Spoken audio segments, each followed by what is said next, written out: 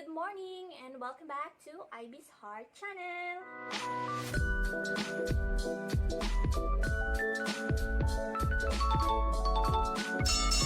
For today's video ay magda-diet na naman tayo. Walang katapusang diet. So ang gagawin natin diet, nabubunol ako. Bubunol. Bunol. Basta.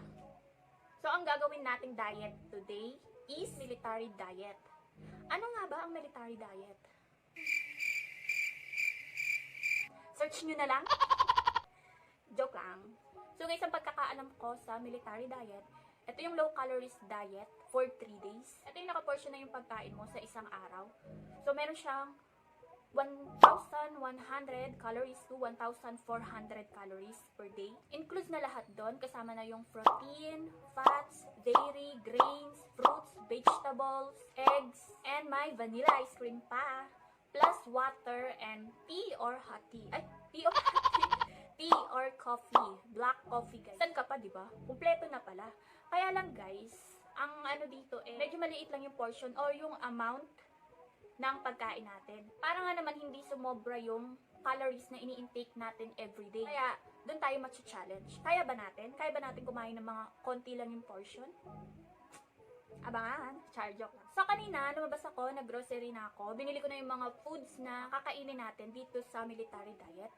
And magpapalit lang ako ng damit para makapag-start na din tayo. Para malaman na rin natin kung effective ba itong military diet na to. So guys, again and again, disclaimer lang po, I'm not a doctor, I'm not a professional, a nutritionist, or a scientist. Or a dietitian. Napunta ako sa scientist. I just want to share with you guys my experience with this diet, kung effective ba o hindi. Your health is more important. So please,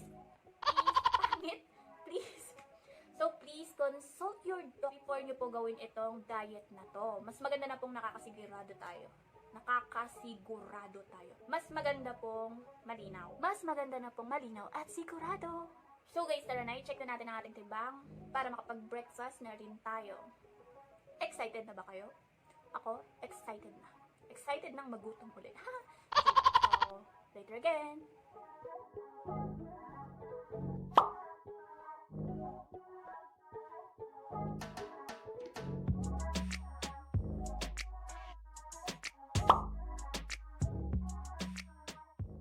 So, good morning guys. This is our first day at ito ang breakfast natin. 1 slice of bread, 2 tablespoons of peanut butter, and 1 small size of apple. So, in-slice ko na yung apple kasi naka-brace ako at hindi ko siya makagat ng buo.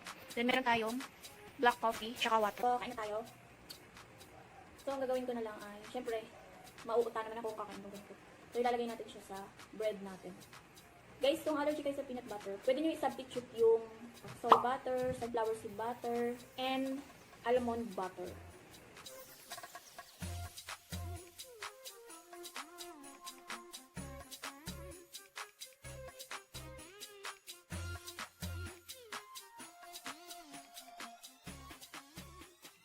So guys, ito yung lunch natin today.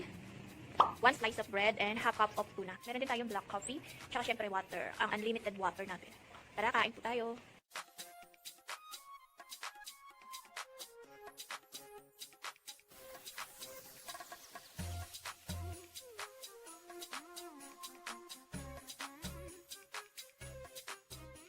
So guys, ito po ang ating dinner ngayon. Meron tayong 3 ounces of chicken, 1 cup of string beans, and half of banana.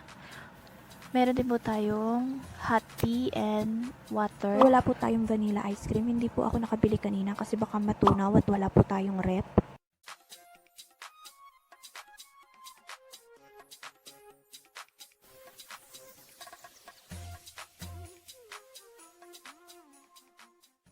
Good morning guys, ito po ang second day breakfast natin. Half of banana, 1 hard-boiled egg, black coffee, and syempre meron po tayong water. So tara na po, mag-breakfast na tayo.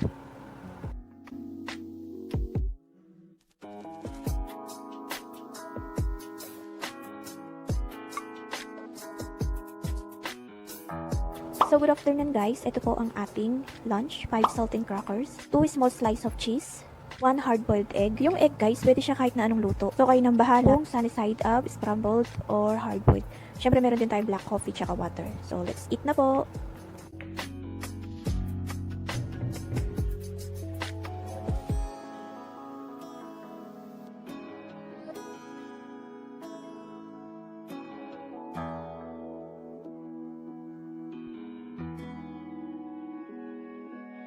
Good evening guys, ito po ang ating dinner. 2 hot dogs, half of banana, half cup of carrots, 1 cup of cauliflower. Dapat po ay broccoli yan, pero wala po akong nakitang broccoli, kaya nag-search po ako kung ano po ang pwede kong i-substitute at yun yung cauliflower. Kasi ang cauliflower daw po ay ang white version po ng broccoli.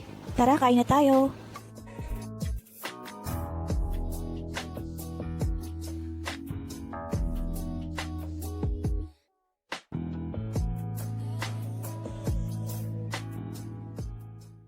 Good morning guys, ito ang ating breakfast for our third day. 5 saltine crackers, 2 small slice of cheese, 1 small slice of apple, black coffee, and water. So let's eat!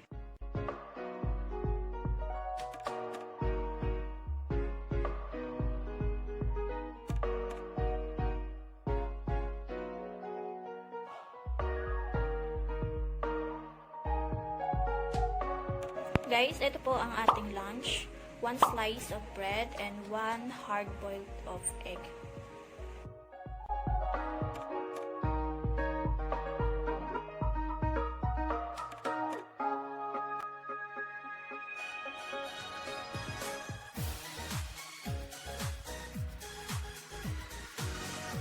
Good evening guys, ito po ang ating dinner. 1 cup of tuna, half of banana, and water. Kain po tayo!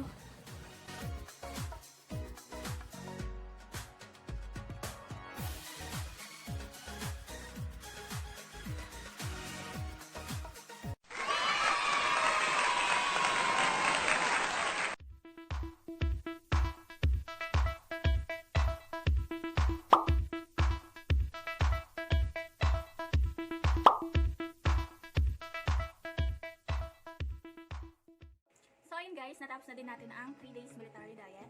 At di tayo nabigo kasi meron pa rin nabawas sa ating timbang. Hindi nga lang ganun kalaki kagaya ng egg diet challenge natin. Pero masaya pa rin ako kasi meron pa rin nabawas sa timbang natin or sa timbang ko. So guys, kung napapansin nyo na wala akong vanilla ice cream tuwing magdi-dinner, pero dapat meron yun. Kasi guys, di na ako bumili dahil wala akong ref dito sa boarding house. So, hindi na ako bumili kasi baka matunaw pa siya. Sayang naman, di ba? And siguro nagtataka kayo kung bakit merong vanilla ice cream sa diet na to. Kasi guys, yung vanilla ice cream, parang yun yung tumutulong sa'yo para hindi ka mag-crave sa iba pang mga pagkain or hindi ka masyadong magutom. Advice ko lang sa inyo, kung gagawin nyo tong diet na to, kung pwede, bilhin nyo na yung 3 days meal plan bago kayo mag-start para hindi na kayo lumabas. Kasi alam nyo guys, pag lumabas pa kayo, marami kayong makikita at maaamoy na mga pagkain at yun yung sisira sa plano nyo. Maa-attempt kayo, matutokso kayo na bumili nito at ikaw naman mapapaisip ka na bukas na lang uli mag-start ng diet. Hanggang magpabukas-bukas ka na, tapos di na natuloy. Bakit ko nga ba sinasabi to? Kasi guys, ganyan din ako dati. Start na ako, kaya kayo, mag-start na din kayo. So ayun guys, sana nagustuhan nyo itong video na to. Kung may tanong kayo or may request kayo, comment lang kayo sa baba. And please don't forget to like my videos, subscribe to channel, and click the tiny bell below para sure na updated ka sa mga bago nating videos. So again, this is Ivy. Thank you for watching. God bless and I heart you. Bye!